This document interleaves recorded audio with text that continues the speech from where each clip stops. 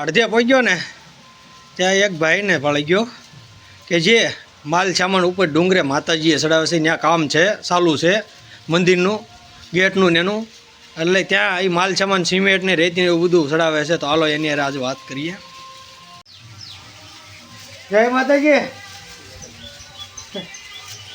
સરસ કામ કરો મંદિરે પોગાડવાનું. તમારું નામ શું? હે?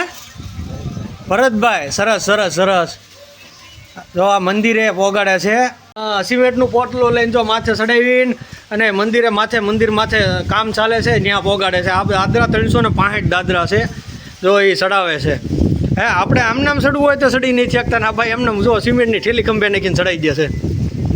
આ ભાઈનું નામ ભરતભાઈ છે અને પોતે હાલ જુનાગઢના છે ને અહીંયા શાકપુર માતાજીના ડુંગરે સેવાનું કામ કરવા આવ્યા છે. જે નીચેથી માલ સામાન એટલે રેતી, કપચી અને સિમેન્ટ એવું બધું ઉપર ચડાવે છે. તો ધન્ય છે એ ભાઈને. જો એ ખંભે ઠેલી નાખીને અને સિમેન્ટની ચડાવી રહ્યા છે.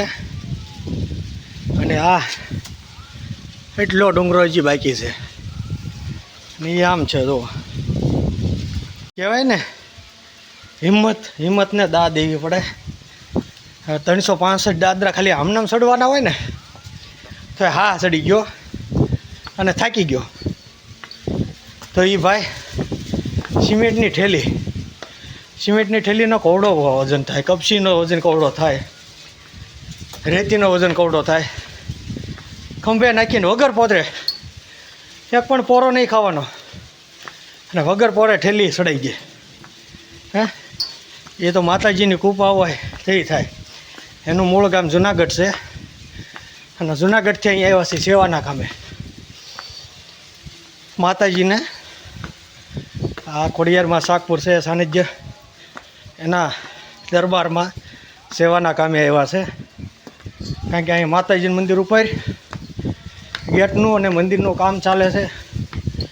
તો જ્યાં ઉપર માલ સામાનની જરૂર હોય એટલે સિમેન્ટ, રેતી, કપચી એવું બધું ચડાવે છે ખંભે ઠેલી નાખી. તો એકવાર એ ભાઈને લાઈક, શેર અને સબસ્ક્રાઈબ કરજો અને ધન્ય છે એ ભાઈને. હાલ એમ મંદિરે ટેમ્પલે શાકપુર ઉપર માતાજીના ખોડિયારના દર્શને પગવા આવી ગયા છીએ. અને તમે બહાર જુઓ, તમે આ કામ ચાલે છે એનું ગેટનું. જો આ તોડફોડ કરી ગેટનું કામ ચાલુ છે.